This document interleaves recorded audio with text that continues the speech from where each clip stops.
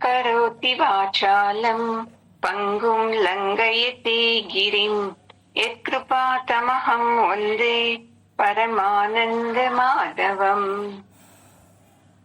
ॐ सहनाववतु सहनौ भुनक्तु सह वीर्यं करवावहै तेजस्विनावतीतमस्तु मा विद्विषावहै।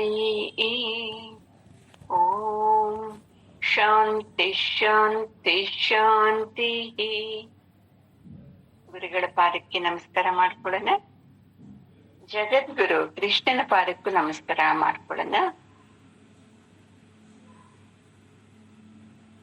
ಯೋಗಸ್ಥಃ ಕುರು ಕರ್ಮಾಣಿ ಸಂಗಂ ತ್ಯಕ್ವಾ ಧನಂಜಯ ಸಿದ್ಧ್ಯ ಸಿದ್ಧ್ಯೋ ಸಮೋ ಭೂತ್ವಾ ಸಮತ್ವಂ ಯೋಗ ಉಚ್ಯತೆ.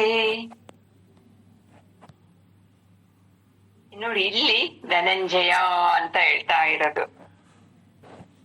ನಾವು ಒಂದೇ ಹೆಸರಲ್ಲಿ ಬೈಯೋದು ಮೆಚ್ಕೊಡೋದು ಎಲ್ಲಾನು ಒಂದೇ ಹೆಸರೇ ಇಟ್ಕೋತೀವಿ.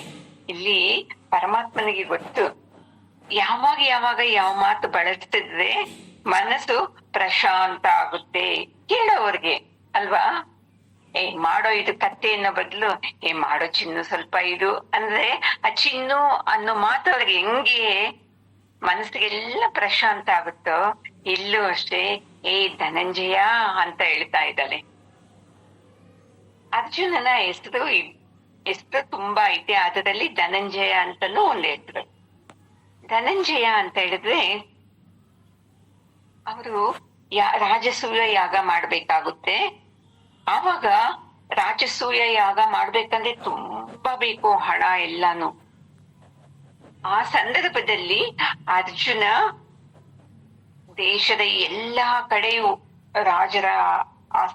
ರಾಜರನ್ನ ಸೋಲಿಸಿ ಅವರಿಂದ ಕಪ್ಪ ಕಾಣಿಕೆಗಳನ್ನ ಐಶ್ವರ್ಯವನ್ನ ತುಂಬಾ ತಗೊಂಡು ಬಂದಿದ್ದಾನೆ. ಅದಕ್ಕೇನೆ ಧನಂಜಯ ಅಂತ ಹೇಳೋದು. ಅದಕ್ಕೆ ಇಲ್ಲಿ ಹೇಳ್ತಾ ಇರೋದು ಪರಮಾತ್ಮ, ನೀನು ಬರೀ ಕೆಲ್ಸ ಮಾಡ್ತಾ ಇರೋ ಅಷ್ಟೇ, ಈ ಫಲ ಆಸಕ್ತಿನ ಬಿಟ್ಬಿಡು. ನಾನು ಇದು ಮಾಡದ್ನಲ್ವಾ, ಏನ್ ಬರ್ತಿತೆ ಇದರಿಂದ ನನ್ಗೇನ್ ಬರ್ತಿತೆ ಅಂತ ಅದೆಲ್ಲ ಬಿಟ್ಬಿಡ್ಬೇಕು ನೀನು ಅಂತ ಹೇಳ್ತಾ ಇರೋದು. ಮತ್ತೆ ಒಂದು ಕೆಲ್ಸ ಮಾಡ್ತೀಯ ಅರ್ಜುನ, ಅದರಲ್ಲಿ ಸೋಲು ಬಂದ್ಬಿಡ್ತಿದೆ, ಅವಾಗ ಕುಗ್ಗಬಾರದು. ಇಲ್ಲ ಗೆಲುವು ಬಂದ್ಬಿಡ್ತಿದೆ, ಅವಾಗ್ಲೂನು ಹಿಗ್ಗಬಾರ್ದು. ಆ ತರ ನೀನು ಕರ್ಮ ಮಾಡ್ಬೇಕು ಅಂತ ಹೇಳ್ತಾ ಇದ್ದಾರೆ ನೋಡು. ಈಗ ಅರ್ಜುನ ಹೇಳ್ತಾ ಇದ್ದಾನಲ್ವಾ, ನಾವು ಯುದ್ಧದಲ್ಲಿ ಸೋತೋಗ್ಬೋದು ಏನೋ, ಇಲ್ಲ ಅವ್ರು ಗೆಲ್ಲಬಹುದು ಏನೋ. ಅವಾಗ ಇದೆಲ್ಲ ಏನ್ ಚೆನ್ನಾಗಿರ್ತಿದೆ ಕೃಷ್ಣ. ಅದಕ್ಕೆ ನಮ್ಗೆ ಬೇಡವೇ ಬೇಡ, ನನ್ಗೆ ಯುದ್ಧ ಮಾಡೋದೇ ಬೇಡ. ಇಂಥ ರಾಜ್ಯನ ತಗೊಂಡು ಏನು ರಕ್ತಪಾತ ಆಗ್ತೈತೆ ಯುದ್ಧ ಮಾಡಿದಾಗ, ಅಂತ ರಾಜ್ಯದಿಂದ ನಮ್ಗೆ ಸುಖಾನು ಸಿಕ್ಕಲ್ಲ, ನಿನಗ್ ಗೊತ್ತಾಗೋದೇ ಇಲ್ಲ ಅಂತೆಲ್ಲ ಹೇಳಿದ್ನಲ್ವಾ. ಅವಾಗೆಲ್ಲ ಕೇಳಿಸ್ಕೊಂಡಿದ್ದಲ್ವಾ ಪರಮಾತ್ಮ. ಇವಾಗ ಈ ತರ ಹೇಳ್ತಾ ಇದ್ದಾನೆ, ಯುದ್ಧ ಮಾಡೋದಷ್ಟೇ ನಿಂದು ಕೆಲ್ಸ. ಅದ್ರಲ್ಲಿ ನಾನು ಸೋಲ್ತೀನೋ ಇಲ್ಲ ಗೆಲ್ತೀನೋ ಈ ತರ ನೀನು ಮನಸ್ಸಲ್ಲಿ ಏನು ಇಟ್ಕೋಬೇಡ. ಇದರಿಂದ ಸುಖ ದುಃಖ ಆಗುತ್ತೆ ಅಲ್ವಾ. ನಮ್ಗೆ ಯಾಕೆ ಸುಖ ದುಃಖ ಆಗೋದು? ನಾವೇನೋ ನಿರೀಕ್ಷೆ ಇಟ್ಕೋತೀವಿ, ಆ ನಿರೀಕ್ಷೆ ನಾವ್ ಅಂದುಕೊಂಡಂಗೆ ಸರಿ ಹೋಯ್ತು ಅಂದ್ರೆ ಸುಖ ಪಡ್ತೀವಿ. ಮತ್ತೆ ಆ ನಿರೀಕ್ಷೆ ನಾವ್ ಅಂದುಕೊಂಡಂಗೆ ಆಗ್ಲಿಲ್ಲ ಅಂದ್ರೆ ದುಃಖ ಪಡ್ತೀವಿ. ಈ ಸುಖ ದುಃಖಗಳನ್ನ ಯಾರು ಸಮವಾಗಿ ತಗೋತಾರೆ ನೋಡು. ಆಯ್ತು, ಸುಖ ಬಂದಾಗ್ಲೂನು ಪರಮಾತ್ಮನ ಕೃಪೆಯಿಂದ ಇದು ಅಂತ, ದುಃಖ ಬಂದಾಗ್ಲೂನು ನಾನೇನೋ ಮಾಡಿದ್ದೀನಿ ಯಾವುದೋ ಕಾಲದಲ್ಲಿ ಪ್ರಾರಬ್ಧ, ಅದನ್ನ ಈಗ ನಾನು ಅನುಭವಿಸ್ಬೇಕಾಗುತ್ತೆ ಅಷ್ಟೇ. ಇದೇನ್ ಬೇರೆಯವರು ಕೊಟ್ಟಿದ್ದಲ್ವೇ ಅಲ್ಲ, ನಾನು ಮಾಡಿದ್ದೇ ನನಗೆ ಪುಣ್ಯ ಫಲದಿಂದ ಸುಖ, ಪಾಪ ಫಲದಿಂದ ದುಃಖ ಅಂತ ತಿಳ್ಕೊಂಡ್ಬಿಟ್ರಿ ನೋಡ್ರಿ. ಅದೇ ಸಮತ್ವ ಅಂತೆ ನೋಡಿ, ಅದೇ ಮನಸ್ಸಿನ ಸಮತ್ವ ಅಂತ ಹೇಳ್ತಾ ಇದ್ದಾರೆ ನೋಡಿ. ಇದು ನಮ್ಗೆ ಗೊತ್ತೇ ಇಲ್ಲ. ಸುಖ ಬಂತು ಅಂದ್ರೆ ನಾನ್ ಮಾಡಿದ ಪೂಜೆ ಪುಣ್ಯ ಆ ಫಲ, ಅದಕ್ಕೆ ಸುಖ ಅಂತ. ಕಷ್ಟ ಬಂದ್ಬಿಡ್ತು, ದುಃಖ ಬಂದ್ಬಿಡ್ತು ಅಂದ್ರೆ ಅವರಿಂದ ಹಿಂಗಾಯ್ತು, ಇವರಿಂದ ಹಿಂಗಾಯ್ತು, ಅವ್ರ ಮಾತ್ ಕೇಳಿ ಹಿಂಗಾದೆ, ಹಿಂಗೆಲ್ಲ ಹೇಳ್ತೀವಿ. ನಮ್ದು ಸಮತ್ವ ಆಯ್ತ ನಮ್ಮ ಮನಸ್ಸಲ್ಲಿ? ಸಮತ್ವ ಅಲ್ವೇ ಅಲ್ಲ. ಅದಕ್ಕೆ ಅರ್ಜುನ, ನೀನು ಒಂದೊಂದ್ಸಲ ಒಂದೊಂದ್ ತರ ಮಾತಾಡ್ತಾ ಇದ್ದಾನಲ್ವಾ. ಅಯ್ಯೋ ಇದ್ ಹಂಗಾಗುತ್ತೆ ಹಿಂಗಾಗುತ್ತೆ ಅಂತಾನೆ ಒಂದ್ಸಲ ದುಃಖ ಪಡ್ತಾನೆ. ಯಾಕಂದ್ರೆ ಮನಸ್ಸಲ್ಲಿ ಸಮತ್ವ ಇಲ್ಲ, ಚಂಚಲತ್ವ ಐತೆ. ಸಮತ್ವ ಇದ್ದಾಗ ಅವನು ಎಂತ ಸಂದರ್ಭದಲ್ಲೂ ಹಿಗ್ಗೋದು ಇಲ್ಲ, ಕುಗ್ಗೋದು ಇಲ್ಲ. ಸಮತ್ವ ಇಲ್ದಿದ್ದಾಗ ಏನ್ ಹೇಳೋದು, ಆ ತರನಾ ಈ ತರನಾ ಅಂತ ಹೇಳೋದು. ಅದಕ್ಕೆ ಈ ತರ ನಾವು ಕರ್ಮ ಮಾಡ್ಬೇಕು ಅರ್ಜುನ. ನೀನು ಅದೇ ತರಪ್ಪ, ಯುದ್ಧನ ಏನು ಅಪೇಕ್ಷೆ ಇಟ್ಕೊಳ್ಳದೆ ಮಾಡು. ನೀನು ಸೋಲ್ತೀಯ ಗೆಲ್ತೀಯ ಅದು ನೆಕ್ಸ್ಟ್. ಈಗ ನೀನು ಧೈರ್ಯವಾಗಿ ಆನಂದವಾಗಿ ಇದು ನನ್ನ ಕರ್ತವ್ಯ ಅಂತ ಮಾಡ್ಬೇಕು. ಇಲ್ಲ ಅಂತಂದ್ರೆ ನನಗೆ ಇದ್ರಲ್ಲಿ ಏನೋ ಆಗುತ್ತೆ ಅಂದ್ರೆ ನೀನು ಸಂಘ ಮಾಡ್ತಾ ಇದೀಯಾ ಅದ್ರ ಜೊತೆ. ಓ ಇಂಥ ಫಲ ಸಿಗ್ಬೇಕು ಅಂತ. ಅದಕ್ಕೆ ನೀನು ಈ ಫಲ ಅಪೇಕ್ಷೆ ಸಂಘನ ಬಿಟ್ಬಿಟ್ಟು ನೀನು ಈ ಯುದ್ಧವನ್ನ ಮಾಡ್ಲೇಬೇಕು. ಎಷ್ಟ್ ಚೆನ್ನಾಗಿ ಹೇಳ್ತಾ ಇದ್ದಾರೆ ನೋಡಿ. ಅವನು ಹೋಗ್ತೀನಿ ಅಂದ್ರೆ ಸೋಂಬೇರಿ ಅಂತಾನೆ ಅಲ್ವಾ ಅರ್ಥ. ನನಗೆ ಯುದ್ಧ ಬೇಡಪ್ಪ ಅಂತಂದ್ರೆ ಏನರ್ಥ? ಓ ಇವನು ಭಯ ಪಡ್ತಾ ಇದ್ದಾನೆ, ಇಲ್ಲ ಯಾಕಿವೆಲ್ಲ ಅಂತ ಅನ್ಕೋತಾ ಇದ್ದಾನೆ ಅಂತಲ್ವಾ. ಪ್ರತಿಯೊಬ್ಬರು ಅಷ್ಟೇ, ನಾವು ನಮ್ಮ ನಮ್ಮ ಕೆಲ್ಸಗಳನ್ನ ಮಾಡ್ತಾ ಹೋಗ್ತಾ ಇರ್ಬೇಕು. ನಾವೇನ್ ಮಾಡ್ತೀವಿ, ಕೆಲ್ಸ ಮಾಡ್ತಾ ಇರ್ತೀವಿ, ಏನ್ ಅಪೇಕ್ಷೆ ಪಟ್ಕೊಂಡೇ ಮಾಡ್ತೀವಿ. ಓ ನಾನ್ ಏನ್ ಕಷ್ಟಪಟ್ಟು ಮಾಡ್ತಾ ಇದ್ದೀನಿ ಮನೆಯಲ್ಲಿ, ಎಲ್ರು ನನ್ನ ಮೆಚ್ಕೋಬೇಕು ಅಂತ. ಮನೆಯವ್ರು ಇಲ್ಲಾದ್ರೆ ಮೆಚ್ಕೊಳಕ್ ಆಗುತ್ತಮ್ಮ? ಬೇರೆ ಕಡೆ ಏನೋ ಒಂದು ಸಂಘದಲ್ಲಿ ಇಂಥದ್ರಲ್ಲಿ ಮಾಡುವಾಗ ಒಂದು ಅಪೇಕ್ಷೆ ಪಡ್ತಾರೆ. ಅಪ್ಪ ಇಷ್ಟೊಂದು ಜವಾಬ್ದಾರಿ ತಗೊಂಡ್ ಮಾಡ್ತಾ ಇದ್ದೀನಿ ಅಂತ ನನ್ಗೆ ವೆರಿ ಗುಡ್ ಅಂತಾರೆ ಅಂತ ಅಪೇಕ್ಷೆ ಪಡಬಹುದು. ಮನೆಯಲ್ಲಿ ಸಂಸಾರದಲ್ಲಿ ನೀನೇ ಎಲ್ಲ ಮಾಡುವಾಗ, ನಿಂದೇ ಸಂಸಾರದಲ್ಲಿ ಇದ್ದುಕೊಂಡು ನೀನು ನೋಡು, ನನ್ನ ಗಂಡ ಹೊಗಳಿಲ್ಲ, ನನ್ನ ಮಕ್ಕಳು ಹೊಗಳಿಲ್ಲ, ನನ್ನ ಸೊಸೆ ಮೆಚ್ಕೊಂಡಿಲ್ಲ, ನನ್ನ ಅಳಿಯ ಮೆಚ್ಕೊಂಡಿಲ್ಲ, ಈ ತರ ನಾವು ಕುತ್ಕೊಂಡ್ಬಿಟ್ಟಿದೀವಿ. ನಮ್ದು ಕರ್ತವ್ಯ ಇದು. ನಾನು ತಾಯಿಯಾಗಿ, ಸೊಸೆಯಾಗಿ, ಮಗಳಾಗಿ ನಾನು ಇದೆಲ್ಲ ಮಾಡ್ಬೇಕು ಅಂತ ನಾವು ಮಾಡೋದೇ ಇಲ್ಲ. ಅದಕ್ಕೆ ನಮ್ಗೆ ನಮ್ಮ ಮನಸ್ಸಲ್ಲಿ ಸಮತ್ವನೂ ಇಲ್ಲ, ಬರೀ ಚಂಚಲತ್ವ ತುಂಬಿಕೊಂಡೈತೆ. ಅದಕ್ಕೆ ಅರ್ಜುನ, ನೀನು ಇದನ್ನೆಲ್ಲ ಬಿಟ್ಬಿಟ್ಟು ನಿನ್ನ ಕರ್ತವ್ಯನ ಮಾಡ್ಕೊಂಡು ಹೋಗ್ತಾ ಇರು. ಅವಾಗ ನಿನಗೆ ಆನಂದ ಆಗುತ್ತೆ. ಇಲ್ಲ ಅಂತಂದ್ರೆ ಮನಸ್ಸು ಚಂಚಲತ್ವಕ್ಕೆ ಒಳಗಾಗ್ಬಿಟ್ಟು ಬರೀ ದುಃಖ ಆಗುತ್ತೆ. ಚಂಚಲತ್ವ ಇದ್ದಾಗ ಆನಂದ ಆಗುತ್ತಾ? ದುಃಖನೇ ಆಗುತ್ತೆ. ಅದಕ್ಕೆ ಯಾರು ಈ ತರ ಕೆಲಸವನ್ನ ಮಾಡ್ತಾರೆ ನೋಡು, ಅವರೇ ಯೋಗಸ್ಥ ಮನಸ್ಸಲ್ಲಿರೋರು ಅಂತ ಹೇಳ್ಬಿಡ್ತೇನೆ ನೋಡಿ. ಇಲ್ಲಿ ಅರ್ಜುನನೇ ಎಲ್ಲ ನಮ್ಮೆಲ್ಲರಿಗೂ ಹೇಳ್ತಾ ಇದ್ದಾನೆ ಪರಮಾತ್ಮ. ನಾವು ಚಿಕ್ಕ ಚಿಕ್ಕ ವಿಷಯಕ್ಕೆಲ್ಲ ನನ್ನ ಮೆಚ್ಕೋಬೇಕು, ನನ್ನ ಹೊಗಳ್ಬೇಕು. ನಿನ್ನಿಂದ ಈ ಕೆಲ್ಸ ಆಯ್ತು, ನೀನ್ ಇದ್ದಿದ್ದಕ್ಕೆ ಇದಿಷ್ಟು ಚೆನ್ನಾಗಾಯ್ತು ಫಂಕ್ಷನ್ ಅಂದ್ರೆ ಏನಾಗುತ್ತೆ? ಒಬ್ಬ ಈಗ ಹೋಗ್ಬಿಡ್ತೀವಿ. ಹೆಂಗೆ ಸಾಧ್ಯ? ಒಬ್ಬರಿಂದ ಆಗುತ್ತಾ? ಎಲ್ಲರದ್ದು ಶಕ್ತಿ ಅದ್ರಲ್ಲಿ ಸೇರ್ಕೋತಿದ್ದೆ. ಜವಾಬ್ದಾರಿ ತಗೊಳ್ಳೋರ್ದು ಹೆಚ್ಚಿರ್ತೈತೆ, ಇಲ್ಲ ಅಂತಲ್ಲ.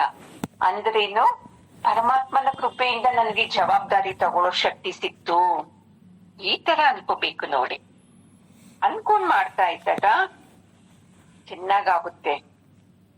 ಹೆಂಗಿರ್ಬೇಕು ಅಂತಂದ್ರೆ, ನನಗೆ ಏನೋ ಗೊತ್ತಿಲ್ಲಪ್ಪ ಅನ್ನೋ ತರಾನು ಇರ್ಬೇಕು. ಅಂದ್ರೆ ನಮ್ಗೆ ಎಲ್ಲ ಗೊತ್ತಿರ್ಬೇಕು ಕೆಲ್ಸಗಳು. ಬರೀ ಕೆಲ್ಸನೇ ಇಲ್ಲ, ಯಾರ ಹತ್ರ ಹೆಂಗಿರ್ಬೇಕು, ಯಾರು ಮುಂದೆ ನಾನು ಹೆಂಗೆ ನಡ್ಕೋಬೇಕು ಅಂತ ಅದು ಗೊತ್ತಿರ್ಬೇಕು. ಗೊತ್ತಿಲ್ದಂಗಿನೂ ಇರ್ಬೇಕು. ಮತ್ತೆ ತಮಗೆ ಏನ್ ಕೆಲ್ಸ ಕೊಟ್ಟಿದಾರೋ, ಹೊರಗಡೆ ಆಗ್ಲಿ ಮನೆಯಲ್ಲಾಗ್ಲಿ ಅದನ್ನ ಈ ಭಾವದಿಂದ ಮಾಡ್ಬೇಕು ನೋಡಿ. ಮಾಡೋದಷ್ಟು ನಂದು ಕರ್ತವ್ಯ. ಮತ್ತೆ ನಾನು ಹೆಂಗ್ ಮಾಡ್ತೀನಿ? ಆನಂದವಾಗಿ ಮಾಡ್ತೀನಿ, ಜವಾಬ್ದಾರಿಯಿಂದ ಮಾಡ್ತೀನಿ, ಬೇಕಾಬಿಟ್ಟಿ ಮಾಡಲ್ಲ, ಮಾಡ್ತೀನಿ. ಮತ್ತೆ ಆ ಫಲನ ನಾನು ಅಪೇಕ್ಷೆ ಪಡಲ್ಲ ಅಂತ ಯಾರು ಈ ಕೆಲಸನ ಕರ್ಮಯೋಗವಾಗಿ ಮಾಡ್ತಾರೋ ಅವರೇ ಯೋಗಸ್ಥರಾಗಿರ್ತಾರೆ ಅರ್ಜುನ. ಅಂದಾಗ ಎಷ್ಟು ಸಂತೋಷ ಆಗುತ್ತೆ ನೋಡಿ ಅಲ್ವಾ? ಈ ತರನೇ ನೋಡಿ ದೊಡ್ಡವರೆಲ್ಲಾ ಮಾಡ್ತಾ ಇರೋದು. ನಾವ್ ಅನ್ಕೋತೀವಿ ತುಂಬಾ ಜನ ಸ್ಟೂಡೆಂಟ್ಸ್ ಇದ್ರೆ ಅಪ್ಪ ಎಷ್ಟು ದೊಡ್ಡ ಗುರುಗಳವರು ಅಂತ. ಅಲ್ಲ, ಯಾರು ಈ ಸಮತ್ವ ಭಾವದಿಂದ ಮಾಡ್ತಾರೆ ನೋಡಿ ಸೇವಾ ಕಾರ್ಯಗಳನ್ನ, ಎಷ್ಟೊಂದ್ ಜನ ಇದಾರಲ್ವಾ ದೊಡ್ಡ ದೊಡ್ಡ ಗುರುಗಳೆಲ್ಲ, ಅವ್ರಿಗೆ ಈ ಭಾವ ತಿಳಿದಿದ್ರೆ ಆನಂದವಾಗಿ ಮಾಡಕ್ಕಾಗುತ್ತೆ. ನಾವು ಅಷ್ಟೇ ಅಲ್ವಾ, ಪೂಜೆ ಸಮಯದಲ್ಲಿ ಅದೆಲ್ಲಾನು ನನ್ನಿಂದ ಆಗ್ತಾ ಇದೆ, ನಾನ್ ಮಾಡ್ತಾ ಇರೋದು ಅದನ್ನ ಬಿಡ್ಬೇಕು, ಪರಮಾತ್ಮನ ಶಕ್ತಿಯಿಂದ ಆಗ್ತಾ ಇದೆ, ಅನ್ನಪೂರ್ಣೇಶ್ವರಿ ಶಕ್ತಿಯಿಂದ ಆಗ್ತಾ ಇದೆ, ಮಾಡೋದಷ್ಟೇ ನಮ್ದು. 10 ಜನ ಸೇರಿದಾಗ 10 ಜನ ಒಂದೂ ಮಾತಾಡಲ್ಲ, ವೆರಿ ಗುಡ್ ಅನ್ನೋದೇ ಇಲ್ಲ, ಚೆನ್ನಾಗಿಲ್ಲ ಅನ್ನೋರು ಇರ್ತಾರಲ್ವಾ. ಅದನ್ನ ನಾವು ಏನ್ ಮಾಡ್ಬೇಕು? ಕಿವಿಗೆ ಹಾಕೊಳ್ಳದೆ ನಮ್ಮ ಕೆಲ್ಸ ಇದು, ನಾನು ಮಾಡ್ತಾ ಇದ್ದೀನಿ ಅಂತ ಮಾಡ್ತಾ ಹೋಗ್ಬೇಕು ನೋಡಿ. ಅವಾಗ ನೋಡ್ಕೊಳ್ಳಿ, ನಾವು ಎಲ್ಲೂ ಹೋಗ್ದೆ ಈ ಜ್ಞಾನನ ತಗೊಂಡು ಇರೋ ಜಾಗದಲ್ಲಿ ನಾವು ಸ್ವಲ್ಪ ಸ್ವಲ್ಪ ಶುದ್ಧಿ ಮಾಡ್ಕೊಂಡು ಹೋಗ್ಬೋದು. ಎಲ್ಲಿ ಶುದ್ಧಿ? ಎದುರು ವ್ಯಕ್ತಿಯಲ್ಲ, ನನ್ನ ಮೇಲೆ ನಾನೇ ಇದನ್ನ ಪ್ರಯೋಗ ಮಾಡ್ಕೊಂಡು ಈ ಸಮತ್ವ ಬುದ್ಧಿನ ನಾವೇ ತಗೋಬಹುದು ನೋಡಿ. ಪರಮಾತ್ಮ ಎಲ್ಲೂನು ನಾನು ಯೋಗಿ, ನನ್ ಮಾತು ಕೇಳು ಅಂತ ಹೇಳಿದಾನ? ಏನು ಇಲ್ಲ ನೋಡಪ್ಪ. ಹಿಂಗೆ ಮಾಡ್ತಾ ಇದ್ರು ಪೂರ್ವಜರು ಅಂತ ನಾನು ಕೇಳಿದ್ದೇನೆ, ಅದನ್ನೇ ನಾನು ನಿನ್ಗೆ ಹೇಳ್ತಾ ಇದ್ದೀನಿ ನೋಡು. ಎಷ್ಟು ವಿನಯ ಐತೆ. ಈ ತರ ಭಾವದಿಂದ ಯಾರು ಇರ್ತಾರೆ ನೋಡಿ, ಅವ್ರಿಗೆ ಆನಂದ ಸಿಗುತ್ತೆ. ಇಲ್ಲ ಅಂತಂದ್ರೆ ನಾನು ಇಷ್ಟು ಕೆಲಸ ಮಾಡ್ದೆ, ನನ್ಗೇನಂದಿಲ್ಲ, ನನ್ಗಿಷ್ಟು ಮಾಡ್ದೆ, ನನ್ಗೇನಂದಿಲ್ಲ ಅಂತ ಈ ಬುದ್ಧಿಯಲ್ಲಿ ಬಿದ್ದು ಹೋಗ್ಬಿಡ್ತೀವಿ. ಯಾವಾಗ ನಾವ್ ಈ ತರ ಫಲ ಅಪೇಕ್ಷೆ ಪಡದೆ, ಈಗ ನನ್ನ ಕೆಲ್ಸ ಇದು, ಪರಮಾತ್ಮ ಕೊಟ್ಟಿದ್ದಾನೆ, ಇದು ಪರಮಾತ್ಮನ ಕೆಲ್ಸನೇ ಇದು, ಈ ಭಾವನೆಯಲ್ಲಿ ಮಾಡ್ಬೇಕು. ನಾನು ನನ್ನ 100% ಮಾಡ್ತಾ ಇದ್ದೀನಿ, ಆಮೇಲೆ ಫಲ ಕೊಡೋದು ಪರಮಾತ್ಮಂದು ಅಂತ ಯಾರು ಈ ತರ ಮಾಡ್ತಾ ಹೋಗ್ತಾ ಇರ್ತಾರೆ ನೋಡಿ, ಅವಾಗ ಅವ್ರಿಗೆ ಸಿದ್ಧಿಗಳು ಬರ್ತಿದೆ. ಮತ್ತೆ ಅದೇ ಫೇಮಸ್ಸು ಆಗ್ತಾರೆ. ಕೆಲವು ಕಡೆ ಎಷ್ಟು ಮಾಡಿದ್ರೇನು ನೀವ್ರೇನು ಮಾಡಿಲ್ಲ ಅಂತ ಅಷ್ಟೇ ಬೈತಾರೆ ನಮ್ಮನ್ನ. ಈ ಎರಡನ್ನೂ ನಾವೇನ್ ಮಾಡ್ಬೇಕು? ಸಮಾನವಾಗಿ ತಗೋಬೇಕು. ಈ ಜ್ಞಾನ ಗೊತ್ತಿದ್ರೆ ಅಂದ್ರೆ ಸತ್ಸಂಗದ ಈ ಜ್ಞಾನ ಗೊತ್ತಿದ್ರೆ ನಾವ್ ಮಾಡೋವಾಗ ಎಷ್ಟೊಂದು ಘಟನೆಗಳು ಆಗುತ್ತಲ್ವಾ, ಆ ಘಟನೆಗಳನ್ನೆಲ್ಲ ನಾವು ಮನ್ಸಿಗೆ ತಗೊಳ್ಳೋದೇ ಇಲ್ಲ. ಅಯ್ಯೋ, ಒಂದು ಫಂಕ್ಷನ್ ಆಗೋವಾಗ 1-2 ಮಾತು ಬರ್ತಿದ್ದಪ್ಪ, ಏನ್ ಬಂದವರೆಲ್ಲಾನು ಸಂತೋಷವಾಗಿರ್ತಾರ? ಇಲ್ಲ, ಅವ್ರ ಮನಸ್ಥಿತಿಗೆ ತಕ್ಕಂಗಿರ್ತಾರೆ ಅಂತ ಯಾರ್ ನೆಗೆಟಿವ್ ಆಗಿ ಮಾತಾಡಿರ್ತಾರೋ ಅವ್ರ ಮಾತನ್ನ ಬಿಟ್ಬಿಡಕ್ ಬರ್ತಿತ್ ನನ್ಗೆ. ಇಲ್ಲ ಅಂದ್ರೆ ಬರೋದೇ ಇಲ್ಲ. ಈ ತರ ನಾವು ಕೆಲ್ಸನ ಕರ್ಮಯೋಗವಾಗಿ ಮಾಡೋವಾಗ ನಮ್ಮನ್ನ ಸಿದ್ಧಿ ಹೊಗಳಿದ್ರೇನೋ ಇಷ್ಟ ಆಗಲ್ಲ, ಏನು ಅನ್ಸಲ್ಲ, ನಮ್ಮನ್ನ ತೆಗಳಿದ್ರೇನೋ ಏನು ಅನ್ಸೋದೇ ಇಲ್ಲ ನಮಗೆ. ಈ ತರ ನಾವು ಕೆಲ್ಸ ಮಾಡ್ಬೇಕಪ್ಪ ನೋಡು ಅರ್ಜುನ ಅಂತ ಪರಮಾತ್ಮ ಹೇಳ್ತಾ ಇದ್ದಾನೆ. 49 ದೂರೇಣ ಹ್ಯವರಂ ಕರ್ಮ ಬುದ್ಧಿಯೋಗಾತ್ ಧನಂಜಯ ಬುದ್ಧೌ ಶರಣಮನ್ವಿಷ್ಯ ಕೃಪಣ ಫಲಹೇತವಃ. ನೋಡಪ್ಪ, ಈ ತರ ಯಾರು ಕೆಲ್ಸ ಮಾಡ್ತಾರೆ ನೋಡು, ಇದು ಬಿಟ್ಟು ಬೇರೆ ರೀತಿಯಲ್ಲಿ ಯಾರನ್ನ ಕೆಲ್ಸ ಮಾಡ್ತಾ ಇದ್ದಾರೆ ಅಂದ್ರೆ ಅದು ತುಂಬಾ ನಿಕೃಷ್ಟವಾದ ಕೆಲ್ಸ. ಯಾಕೆ ಅಂತ ಹೇಳಿದ್ರೆ ಅದು ಏನಂತ ಫಲನ ಅಪೇಕ್ಷೆ ಮಾಡಿ ಮಾಡುವಂತ ಕರ್ಮ ಆಗ್ಬಿಟ್ಟಿದೆ. ನೀನೇನ್ ಮಾಡ್ತೀಯ ಗೊತ್ತಾ ಅರ್ಜುನ, ನೀನು ಇಂಥದಕ್ಕೆ ಅಪೇಕ್ಷೆ ಪಡದೆ ನೀನು ಬುದ್ಧಿಯೋಗಕ್ಕೆ ಶರಣಾಗು. ಅಂದ್ರೆ ಇದು ನಾನೇನು ಮಾಡ್ತಾ ಇಲ್ಲ, ಇದು ನಾನ್ ಪರಮಾತ್ಮನ ಕೃಪೆಯಿಂದ ಮಾಡ್ತಾ ಇರೋದಷ್ಟೇ. ಆ ಫಲ ಎಲ್ಲ ಅವನು ಕೊಡೋದು, ನಂದು ಮಾಡೋದಷ್ಟೇ ಕರ್ಮ. ನನಗೆ ಏನೇನು ಇದೆಯೋ, ನನ್ಗೆ ಏನೇನ್ ಸಿಕ್ಕಿದೆಯೋ ಇಂತಿಂತ ಕರ್ಮ ಮಾಡ್ಬೇಕು ಅಂತ, ಅದು ಮಾಡೋದಷ್ಟೇ ನಂದು ಅಂತ ಯಾರು ಶರಣಾಗತಿ ಆಗ್ತಾರ ನೋಡು, ಅವರು ಆನಂದವಾಗಿರ್ತಾರೆ. ಮತ್ತೆ ಫಲಕ್ಕೆ ಆಸೆ ಪಡೋರು, ಅಯ್ಯೋ ಆ ತರ ಮಾಡ್ಲಪ್ಪ, ಈ ತರ ಇರ್ಲಿಯಪ್ಪ, ಹಿಂಗಿದ್ದ ನನ್ನೆಲ್ಲ ಹೊಗಳ್ಬೇಕು ಅನ್ನೋರು ಅವರು ಸರಿನೇ ಇಲ್ಲ ಅಂತ ಹೇಳ್ತಾರೆ ನೋಡು. ಅವ್ರ ಏನಕ್ಕೆ ಅಂದ್ರೆ ಕನಿಕರಕ್ಕೆ, ಅಯ್ಯೋ ಪಾಪ ಎಷ್ಟು ಚೆನ್ನಾಗ್ ಮಾಡಿದ್ರು ಕೆಲ್ಸ ಅಂತಾರಲ್ವಾ, ಅದಕ್ಕೆ ಯೋಗ್ಯರಷ್ಟೇ ಅವರು ಅಂತ ಹೇಳ್ತಾ ಇದ್ದಾರೆ ನೋಡು. ನಾವ್ ಹೆಂಗೆ ನೋಡಿ, ಇದು ಅರ್ಜುನನಿಗೆ ನಿಮಿತ್ತ ಆದ್ರೇನು ನಮ್ಗೆ ಅಪ್ಲೈ ಮಾಡ್ಕೊಂಡ್ರೆ ಅಯ್ಯೋ ಹೌದಲ್ವಾ, ನಾನು ಹೆಂಗೆ ಮಾಡ್ತಾ ಇದ್ದೀನಿ, ನನ್ನ ಮೆಚ್ಕೋಬೇಕು ಅಂತಾನೆ ಮಾಡ್ತಾ ಇದ್ದೀನಲ್ವಾ, ಇಂತ ಮನೆಯಲ್ಲಿ ಕೆಲ್ಸ, ಮನೆಯಲ್ಲಿ ಫಂಕ್ಷನ್ಗಳು ಏನೇ ಆದ್ರೇನು ವೆರಿ ಗುಡ್ ಅಪ್ಪ ಅಂತಾನೆ ಇಟ್ಕೊಂಡು ಮಾಡ್ತಾ ಇದ್ದೀವಲ್ವಾ, ಅದು ನಿಕೃಷ್ಟ ಅಂತ ಹೇಳ್ತಾ ಇದ್ದಾರೆ ನೋಡಿ ಪರಮಾತ್ಮ ಇಲ್ಲಿ. ಯಾವ್ದೋ ಒಂದು ವಚನದಲ್ಲಿ ದೋಹದಲ್ಲಿ ಹೇಳ್ತಾರೆ, ಅದೇನು ಮರ್ತೋಗಿದ್ದೇನೆ ಇವಾಗ. ಯಾವಾಗ್ಲೂ ಈ ತರ ನಮ್ಮನ್ನ ವಿಮರ್ಶೆ ಮಾಡೋರೇ ಇರ್ಬೇಕಂತೆ.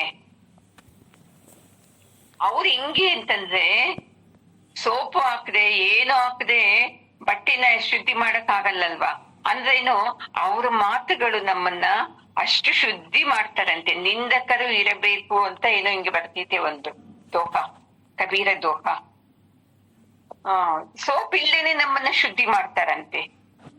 ಅದಕ್ಕೆ ಎಲ್ಲರೂ 10 ಜನ ವೆರಿ ಗುಡ್ ಅಂತಾರಲ್ವಾ, ಅದಕ್ಕಿನ್ನ ಯಾರು ಈ ತರ ಏನ್ ಹಿಂಗ್ ಮಾಡಿದೀಯ, ನನ್ಗ ಅದು ಸಿಕ್ಲಿಲ್ಲ, ಊಟ ಸಿಕ್ಲಿಲ್ಲ, ಈ ಊಟ ಸಿಕ್ಲಿಲ್ಲ ಅಂತ ಅವ್ರ ಮಾತನ್ನ ತಗೋಬೇಕು. ನಾವು ತಗೊಂಡು ನೆಕ್ಸ್ಟ್ ಟೈಮ್ ಏನ್ ಮಾಡ್ಬೇಕು, ಓ ಇಲ್ಲಿ ನಾನ್ ತಪ್ಪು ಮಾಡಿದ್ದೆ, ಇದನ್ನ ಕರೆಕ್ಷನ್ ಮಾಡ್ಕೋಬೇಕು ಅಂತ ಬರ್ಬೇಕು ನೋಡಿ ನಮ್ಗೆ.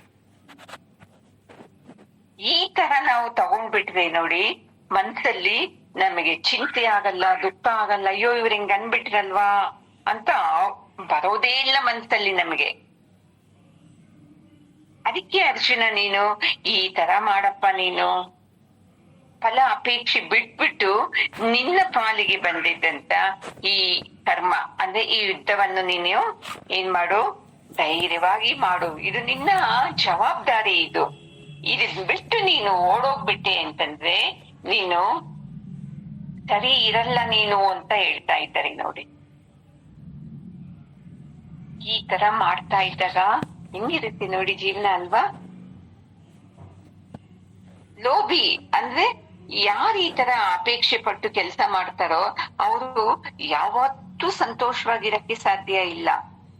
ಆಗುತ್ತಾ ನೋಡಪ್ಪ, ಏನ್ ಕಷ್ಟ ಪಟ್ಕೊಂಡು ನಮ್ಮ ಮನೇಲಿ ಒಂದ್ ಫಂಕ್ಷನ್ ಮಾಡ್ಬಿಟ್ಟಿ ನಾನು, ಎಲ್ಲರೂ ಚೆನ್ನಾಗೈತೆ ಅಂದ್ರು, ಈಗಪ್ಪ ಒಬ್ಬ ಯಪ್ಪ ಏನೋ ಒಂದ್ ಹಿಂಗ್ ಹೇಳ್ಬಿಟ್ಟ ಅಂತ ಅನ್ಬಿಟ್ಟು 50 ಜನ ಚೆನ್ನಾಗಿದೆ ಅನ್ನೋದ್ ಬಿಟ್ಬಿಡ್ತೀವಿ ಆನಂದನ. ಒಬ್ರೇನೋ ಅಂದಿದ್ದ ಮಾತನ್ನ ಹಿಡ್ಕೊಂಡ್ಬಿಟ್ಟು ನಾವು ಚಿಂತೆ ಪಡ್ತಾನೆ ಇರ್ತೀವಿ. ಇಷ್ಟು ದುಡ್ಡು ಖರ್ಚು ಮಾಡಿ ಇಷ್ಟು ಎಲ್ಲಾ ಇದು ಮಾಡಿದ್ದು ಪ್ರೋಗ್ರಾಮ್ ಎಲ್ಲಾನು ಆ ಒಂದು ಮಾತಿಂದ ಹೋಗ್ಬಿಡ್ತಿದ್ದೆ. ಅದಕ್ಕೆ ಯಾವಾಗ್ಲೂ ನಾವು ನಮ್ಮ ಬುದ್ಧಿಯಿಂದ ಯೋಚನೆ ಮಾಡ್ಬೇಕು ನೋಡಿ ಪ್ರತಿಯೊಂದು ಮಾತನ್ನು. ಯಾಕೆ ಹಿಂಗ್ ಅಂದಿರ್ಬೋದು, ಅವರು ಏನೋ ಟೆನ್ಷನ್ ಅಲ್ಲಿ ಇರ್ಬೋದು ಅನ್ನೋದು, ಏನೋ ಒಂದು ಈ ತರ ಯೋಚನೆ ಮಾಡಿದ್ರೆ ಮಾಡಿದಾಗ ಮಾತ್ರ ನಿಮ್ಮ ಮನಸ್ಸು ಸಮತ್ವದಲ್ಲಿರಕ್ಕೆ ಸಾಧ್ಯ ಆಗ್ತೈತೆ. ಇಲ್ಲ ಅಂತಂದ್ರೆ ಚೆನ್ನಾಗಿ ಮಾಡಿ ನಾವೇನೇ ಹಣ ಖರ್ಚು ಮಾಡಿ ನಾವೇ ಎಲ್ಲಾ ಚೆನ್ನಾಗಿ ಮಾಡ್ತೀವಿ, ಮತ್ತೆ ನಾವೇನೇ ದುಃಖನೂ ಅನುಭವಿಸೋದು ಲೋಭಿ ತರ. ಒಂದ್ಸಲ ಒಬ್ರು ಕೌನ್ಸಿಲಿಂಗ್ ಬಂದಿದ್ರು, ತುಂಬಾ ಶ್ರೀಮಂತರವರು. ಅಳ್ತಾನೇ ಇದ್ರು ಕ್ಲಾಸಲ್ಲೂ. ಯಾಕೆ ಅಳ್ತಾ ಇರೋದು ಅಂತ ಕೇಳಿದೆ ನಾನು. 3 ದಿವಸ ನೋಡಿದೆ ಕೌನ್ಸಿಲಿಂಗ್ ಮಾಡೋವಾಗ. ಅವಾಗ ಹೇಳ್ತಾರೆ ಅವರು, ನಮ್ಮ ಮನೆಯಲ್ಲಿ ತುಂಬಾ ಬಡತನ ಇತ್ತು, ತುಂಬಾ ಕಷ್ಟ ಅನುಭವಿಸಿದ್ವಿ, ಅದೆಲ್ಲ ನೆನಪಾಗಿ ಅಳ್ತಾ ಇದ್ದೀನಿ ಅಂತ ಹೇಳ್ತಾರೆ. ಈಗ ಅವಾಗ ಬಡತನ ಇತ್ತು, ಈಗ ಮದುವೆ ಆಗಿದ್ದಾರೆ, ಎಂತ ಒಳ್ಳೆ ಶ್ರೀಮಂತ ಕುಟುಂಬಕ್ಕೆ ಬಂದಿದ್ದಾರೆ, ಅವಾಗ ತುಂಬಾ ಚೆನ್ನಾಗಿದ್ದಾರೆ. ಅದಕ್ಕೆ ಶ್ರೀಮಂತ ಕುಟುಂಬದವರು ಇಷ್ಟಪಟ್ಟು ಮದುವೆ ಆದ. ಈಗ ಈ ಆನಂದನ ಅನುಭವಿಸ್ಬೇಕಾ ಬೇಡವಾ ಈ ಶ್ರೀಮಂತನನ? ಇವಾಗ ಇಲ್ಲಿದ್ರೇನು ಅವ್ರಿಗೆ ಏನ್ ಅನ್ನಿಸ್ತಾ ಐತೆ, ಅಯ್ಯೋ ಅವಾಗ ನೀನ್ ಏನ್ ಕಷ್ಟ ಅನುಭವಿಸ್ಬಿಟ್ಟಿಯಲ್ಲಪ್ಪ ಅಂತ, ಲೋಭಿ ತರ, ಹಿಂಗಾಗೋಯ್ತಲ್ಲ ಹಿಂಗಾಗೋಯ್ತಲ್ಲ ಹಿಂಗಾಗೋಯ್ತಲ್ಲ ಅಂತ ಸಂತೋಷ ಇರೋದೇ ಇಲ್ಲ ಅವ್ರಿಗೆ. ನೋಡಿ, ಇಂಥದ್ದು ಎಷ್ಟು ಲೆಕ್ಕ ಹಾಕ್ಬೋದು ನಾವು. ಯಾವತ್ತೋ ಏನೋ ಒಬ್ರು ಅಂದಿದ್ ಮಾತನ್ನ ಹಿಡ್ಕೊಳ್ಳೋದು, ಅದನ್ನೇ ಇಟ್ಕೊಂಡು ಯೋಚನೆ ಮಾಡೋದು. ಮದುವೆ ಎಷ್ಟು ಗ್ರಾಂಡ್ ಆಗಿ ಮಾಡಿದ್ದೀವಿ, ಯಾರೋ ಏನೋ ಒಂದ್ ಮಾತನ್ಬಿಟ್ರೆ ಅದೆಲ್ಲ ಹೋಗಿ ಆ ಒಂದು ಮಾತನ್ನೇ ಇಟ್ಕೊಂಡ್ಬಿಟ್ಟು ಕೊರಗೋದು ಲೋಭಿಗಳ ತರ, ಅಯ್ಯೋ ಹಿಂಗಾಗೋಯ್ತಲ್ಲಪ್ಪ ಅಂತ ಸಂತೋಷ ಪಡದೇ ಇರೋದು.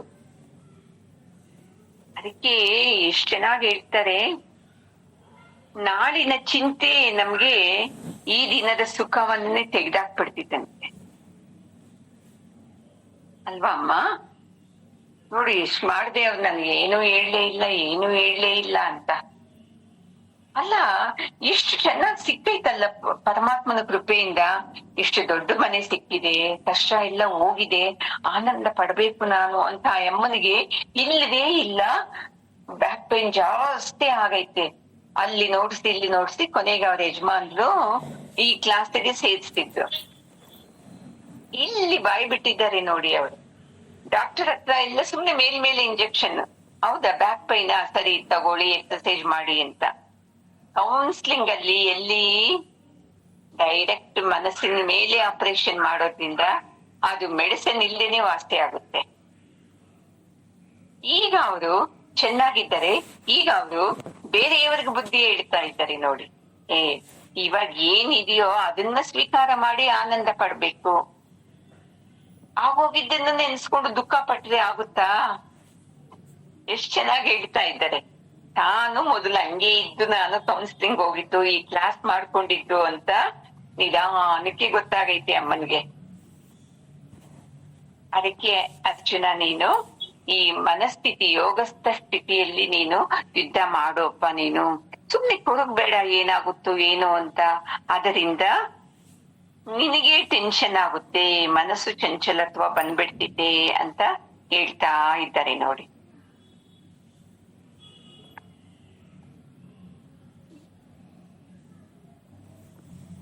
ಬುದ್ಧಿಯುಕ್ತೋ ಜಹಾತೀಹ ಉಭೇ ಸುಕೃತ ದುಷ್ಕೃತೆ ತಸ್ಮಾದ್ ಯೋಗಾಯ ಯುಜ್ಯಸ್ವ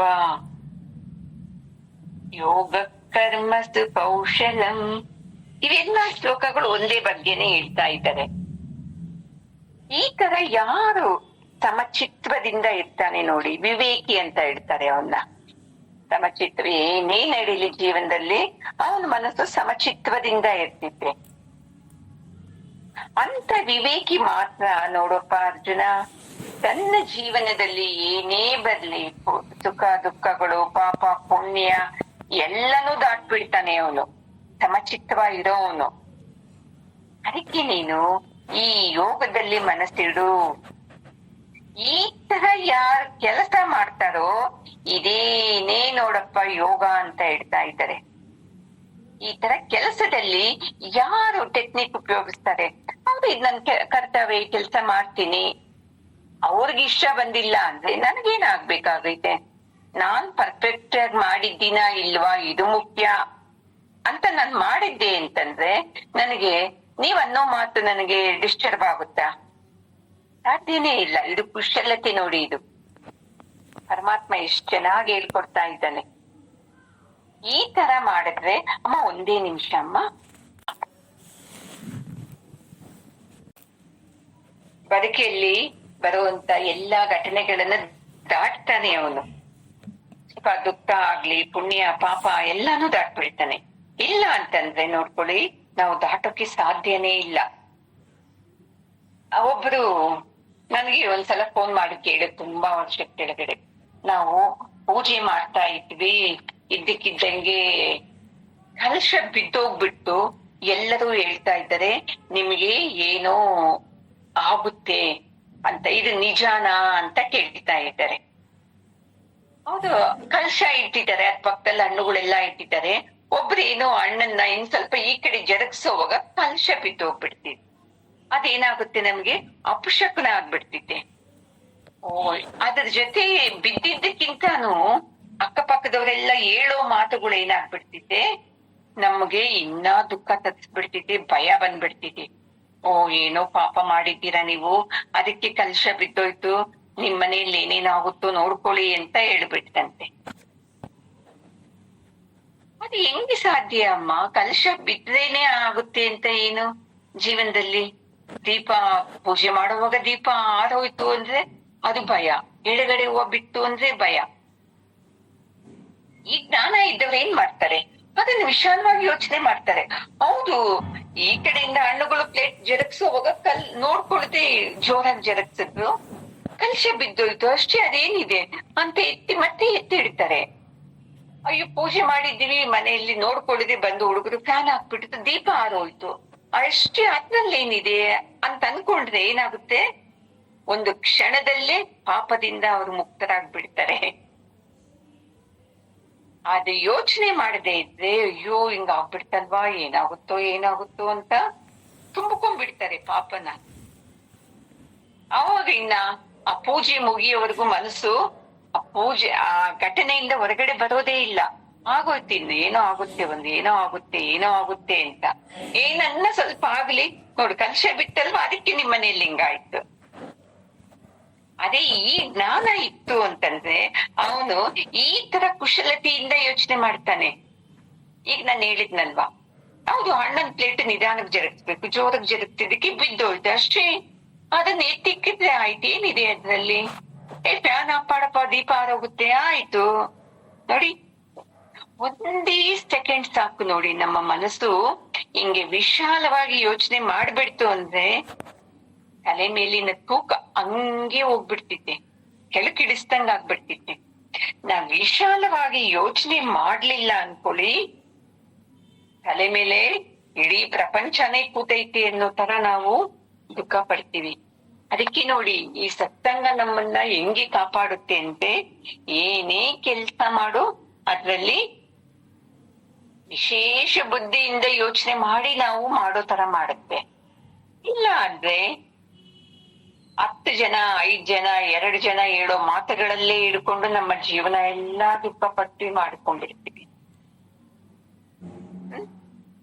ಯಾವಾಗ ನಮ್ಗೆ ಈ ತರ ಪುಣ್ಯ ಪಾಪ ಎರಡನ್ನ ಕಳ್ಕೋತೀವೋ ಅವಾಗ ನಾವು ಹೆಂಗಿರ್ತೀವಿ, ಸದಾ ಆನಂದವಾಗಿರ್ತೀವಿ. ಅದಕ್ಕೆ ಈ ಬುದ್ಧಿಯಿಂದ ನಾವು ಕೆಲಸ ಮಾಡ್ಬೇಕು. ಯಾವಾಗ್ಲೂ ನಾವು ಬುದ್ಧಿಯಿಂದ ಕೆಲಸ ಮಾಡದೇ ಇದ್ದಾಗ, ಈ ಸಮಚಿತ್ತದಿಂದ ಕೆಲಸ ಮಾಡದೇ ಇದ್ದಾಗ ನಾವು ಅವಿವೇಕಿನೇ ಆಗ್ಬಿಡ್ತೀವಿ. ಅದಕ್ಕೆ ಅರ್ಜುನ, ನೀನು ಬುದ್ಧಿಯಿಂದ ಮಾಡು, ಸಮಚಿತ್ತದಿಂದ ಮಾಡು. ಅವಾಗ ನೀನು ಇವಾಗಂತ ಇದ್ದೀಯಲ್ವಾ, ನಾನು ಯುದ್ಧ ಮಾಡಿದ್ರೆ ಪಾಪ ಬರ್ತಿದ್ದೆ ಅಂತ. ಈ ಪಾಪ ಪುಣ್ಯ ಎರಡನ್ನ ದಾಟ್ಬಿಡ್ತೀಯ ನೀನು. ಈ ತರ ಯೋಚನೆ ಮಾಡೋದೇಯಪ್ಪ ಕರ್ಮದಲ್ಲಿರೋ ಕುಶಲತೆ ಅರ್ಜುನ ಅಂತ ಎಷ್ಟು ಜನ ಧನಂಜಯ ಎಷ್ಟು ಹೇಳಿದ್ದಲ್ವಾ. ಈ ತರ ಯಾರ್ ಮಾಡಕ್ ಬರುತ್ತೆ ಅಂದ್ರೆ ನೋಡಿ, ಅವ್ರಿಗೆ ಸಮಸ್ಯೆಗಳೇ ಇಲ್ಲ ಅಂತ ಲೆಕ್ಕ. ಚೆನ್ನಾಗ್ ಅರ್ಥ ಮಾಡ್ಕೊಳ್ಳಿ. ಎಷ್ಟೇ ಸಮಸ್ಯೆಗಳು ಬರ್ಲಿ, ಯೋಚನೆ ಮಾಡೋ ರೀತಿಯಲ್ಲಿ ಅದ್ ಬಂತು ಅಂದ್ರೆ ಆನಂದ. ಇಲ್ಲಪ್ಪ ಹಿಂಗ್ ಅನ್ಬಾರ್ದಾಗಿತ್ತು, ಹಿಂಗ್ ಅನ್ಬಿಡ್ತಲ್ವಾ, ತಪ್ಪದು ಅಂತ ಹಿಂಗೆ ಸಂಸಾರ ಮುಖವಾಗಿ ಯೋಚನೆ ಮಾಡಿದ್ರೆ ಅದು ಕರ್ಮಕ್ಕೆ ಇನ್ನಷ್ಟು ಕರ್ಮನೇ ಆಗ್ಬಿಡ್ತಿದೆ. ಅದೇ ಕೆಲ್ಸನ ಪರಮಾತ್ಮನ ಮುಖವಾಗಿ ಮಾಡಿ, ಪರಮಾತ್ಮ ನನ್ನ ಆನಂದಕ್ಕೆ ಇದು ಮಾಡ್ತಾ ಇದ್ದೀನಿ ಅಪ್ಪ ಅಂತ ಮಾಡಿ, ಅದು ಯೋಗಸ್ಥ ಕರ್ಮಣಿ ಆಗ್ಬಿಡ್ತಿದ್ದೆ ಅಲ್ವಾ ಅಮ್ಮ? ನೋಡು, ನಾನು ಈಗ ಊಟ ಮಾಡ್ತಾ ಇದ್ದೀನಿ, ಆ ಶಕ್ತಿಯಿಂದನೇ ಅಲ್ವಾ ನಾನು ಭಗವಂತನಿಗೆ ಸೇವೆ ಮಾಡೋಕ್ಕಾಗೋದು. ಅನ್ಕೊಳ್ಳಿ, ಏನಾಗುತ್ತೆ, ಕರ್ಮ ಅಂಟೋದೇ ಇಲ್ಲ. ಅಪ್ಪ ನಾನ್ ಚೆನ್ನಾಗ್ ತಿಂತೀನಿ, ತಿಂದ ಮೇಲೆ ನೋಡ್ಕೊ ನಾನು ಹೆಂಗ್ ಮಾಡ್ತೀನಿ, ಯಾಕಂದ್ರೆ ನನಗಷ್ಟು ಶಕ್ತಿ ಐತೆ. ಪರಮಾತ್ಮನ ಬಿಟ್ಟು ನಮ್ಮ ಶಕ್ತಿ ಮೇಲೆ ನಾವು ಮಾತಾಡ್ಕೋತೀವಿ ಅಂದ್ರೆ ಅದು ಕರ್ಮ ಕರ್ಮ ಅಂಟ್ಕೋತಾನೆ ಇರ್ತಿದ್ದೆ. ಈ ತರ ಕೆಲ್ಸಗಳು ಮಾಡ್ಬೇಕು. ಪರಮಾತ್ಮ ನಿನ್ನ ಕರುಣೆಯಿಂದ ಮಾಡ್ತಾ ಇದ್ದೀನಿ, ನೀನ್ ಕೊಟ್ಟಿದ್ದ ಸೇವೆಯಿಂದ ಮಾಡ್ತಾ ಇದ್ದೀನಿ ಅಂತ ಶುರು ಮಾಡ್ಬೇಕು. ಬೆಳಿಗ್ಗೆ ಎದ್ದು ಕೂಡ್ಲೆ ಪಂಚಕರ್ಮಗಳನ್ನ ಮಾಡ್ಕೊಂಡು ಹೋಗ್ಬೇಕು. ನಾವು ಹೇಳಿದ್ನಲ್ವಾ, ಋಷಿ ಯಜ್ಞ, ಪಿತೃಯಜ್ಞ, ದೇವಯಜ್ಞ, ಬ್ರಹ್ಮಯಜ್ಞ ಇವೆಲ್ಲಾನು ಈ ತರ ಮಾಡ್ತಾ ಇರ್ಬೇಕು. ಈಗ ನೋಡಿಪ್ಪ, ನಾವು ಅಷ್ಟೇ ಅಂತೀವಿ. ಈಗ ನೀವು ಅಡಿಗೆ ಮಾಡುವಾಗ ಬೆಂಕಿ ಹಚ್ತೀರಾ, ಸಣ್ಣ ಸಣ್ಣ ಕೀಟಗಳು ಸತ್ತೋಗುತ್ತೆ. ಗುಡಿಸೋವಾಗ ಎಷ್ಟು ಸಣ್ಣ ಸಣ್ಣ ಇರುವೆಗಳನ್ನ ನಾವೇ ತುಡಿತೀವಲ್ಲ, ಇದೆಲ್ಲ ಪಾಪನೇ ಅಲ್ವಾ? ಅದೇ ಯಾರು ಈ ತರ ಕೆಲ್ಸ ಮಾಡ್ತಾರ ಅವ್ರಿಗೆ ಪಾಪನೂ ಅಂಟೋದಿಲ್ಲ, ಪುಣ್ಯನೂ ಅಂಟೋದೇ ಇಲ್ಲ. ಈ ತರ ಮಾಡ್ತಾ ಇದ್ದಾಗ ಆನಂದ ಸಿಕ್ಕುತ್ತೆ. ಅರ್ಜುನ, ನೀನ್ ಈ ಪಾಪ ಪುಣ್ಯದ ಪ್ರಶ್ನೆ ಬಿಟ್ಬಿಡಪ್ಪ. ನೀನು ಬಿಟ್ಬಿಟ್ಟು ಏನ್ ಮಾಡಿದ್ಮೇಲೆ, ನನ್ನ ಕರ್ತವ್ಯ ಇದು, ನಾನ್ ಮಾಡ್ಬೇಕು. ಯಾಕಂದ್ರೆ ನಾನು ಕ್ಷತ್ರಿಯ, ನಾನು ಬ್ರಾಹ್ಮಣ ಅಲ್ಲ. ಬ್ರಾಹ್ಮಣ ಆಗಿದ್ದೆ ಅಯ್ಯೋ ನನ್ಗೆ ಯುದ್ಧ ಬೇಡಪ್ಪ ಅಂತ ಹೋಗ್ಬೋದು.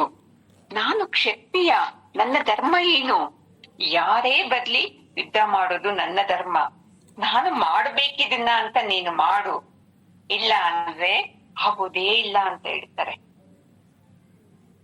ಪ್ರಭುದೇವರು ಹೇಳ್ತಾರೆ, ಅಯ್ಯೋ ಪಾಪ ಬರ್ತಿದೆ ಪುಣ್ಯ ಬರ್ತಿದೆ ಅಂತ ಹೇಳಿದ್ರೆ, ಈ ಪಾಪ ಪುಣ್ಯ ಮರಗಿಡಗಳಲ್ಲದೆ ನಿಮಗೆ ಹೆಂಗ್ ಬರ್ತಿದೆ ಅದು ಅಂತ ಕೇಳ್ತಾರೆ ಅಲ್ವಮ್ಮ? ಹೆಂಗ್ ಬರ್ಬೇಕು ನಾವು? ಅಯ್ಯೋ ಪರಮಾತ್ಮ, ಈ ನಮ್ಮ ಗಿಡದಲ್ಲಿ ಎಷ್ಟು ಒಳ್ಳೆ ಹೂವ ಬರ್ತಾ ಐತೆ ನಿನ್ನ ಕರುಣೆಯಿಂದ. ಎಂತ ಕಲರ್ ಕೊಟ್ಟಿದ್ಯಾ, ಎಂತ ಸ್ಮೆಲ್ ಕೊಟ್ಟಿದ್ಯಾ ಆ ಹೂಗಳಿಗೆ, ಅದನ್ನ ನೋಡೋಕೆ ಆನಂದ ಆಗುತ್ತೆ. ಆ ಹೂವನ್ನ ನಿನ್ನ ಪಾದದಲ್ಲಿ ಇಟ್ಟಾಗ ಇನ್ನೂ ಆನಂದ ಆಗುತ್ತೆ ಅಂತ ಹೆಂಗ್ ಮಾಡ್ತೀವ ಪೂಜೆನ ನಾವು? ನೋಡು, ನಾನ್ ಹಾಕಿದ್ದೀನಿ ಗಿಡನ, ಎಂತ ಹೂವ ಬರ್ತೈತಿ, ಏನ್ ಸ್ಮೆಲ್ ಐತಿ, ಎಷ್ಟ್ ಚೆನ್ನಾಗೈತಿ ಅಂತ ಮಾಡ್ತೀವ ನಾವು.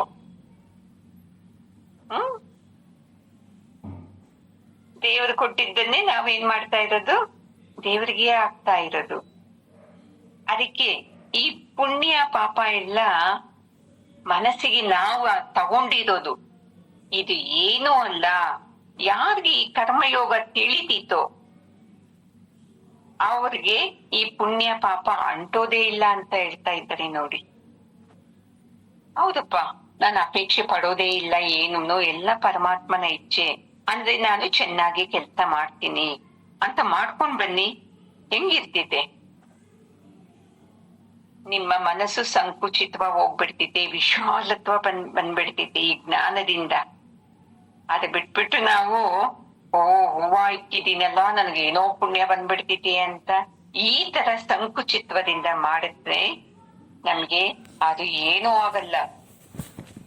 ಅದೇ ನಾವ್ ಹಂಗೆ ಅಲ್ವಾ, ಪತ್ರಗಳನ್ನು ಪರಮಾತ್ಮನಿಗೆ ಸಮರ್ಪಿಸಿ ಪುಣ್ಯ ಪಡೆದೆ ಅಂತ ಅನ್ಕೊಂಡ್ಬಿಟ್ರೆ, ಮಂದಮತಿಗಳೇ ಕೇಳ್ರಿ, ಅದು ನಿಮಗಲ್ಲ ಬರೋದು ಪುಣ್ಯ, ಮರಗಿಡಗಳಿಗೆ ಅಂತ ಹೇಳ್ತಾರೆ.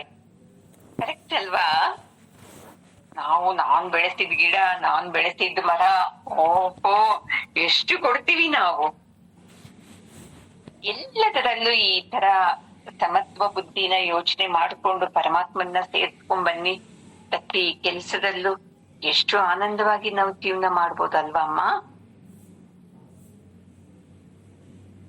ಓಂ ಪೂರ್ಣಮದ ಪೂರ್ಣಮಿದಂ ಪೂರ್ಣಾತ್ ಪೂರ್ಣಮುದಚ್ಯತೆ ಪೂರ್ಣಸ್ಯ ಪೂರ್ಣಮಾದಾಯ ಪೂರ್ಣಮೇವಾವಶಿಷ್ಯತೆ.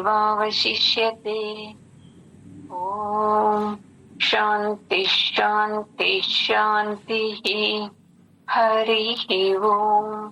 ಶ್ರೀ ಗುರುಭ್ಯೋ ನಮಃ. ಹರಿ ಓಂ. ಗುರುಗಳ ಪಾದಕ್ಕೆ ನಮಸ್ಕಾರ ಮಾಡ್ಕೊಳ್ಳೋಣ. ಜಗದ್ಗುರುಗಳು ಪರಮಾತ್ಮನ ಪಾದಕ್ಕೂ ನಮಸ್ಕಾರ ಮಾಡ್ಕೊಳ್ಳೋಣ. ಜೈ ಶ್ರೀರಾಮ.